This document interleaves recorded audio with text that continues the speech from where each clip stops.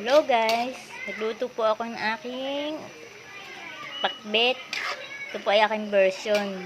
Nagisa lang po ako ng bawang, sibuyas, kamatis. Sinamahan ko po ng kaunting baboy.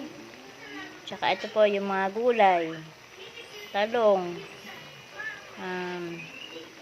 kalabasa, okra, at tsaka sitaw. May ampalaya po. Ito po, yung huli ko pong ilalagay ay kangkong. Maglalagay po ako ng kangkong sa aking pakbet. Dagdag gulay po yan. Dagdag gulay kasi kulay green.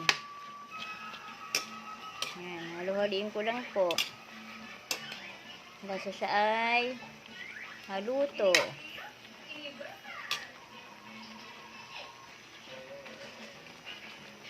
Pag naluto na po ito ay kakain na po kami.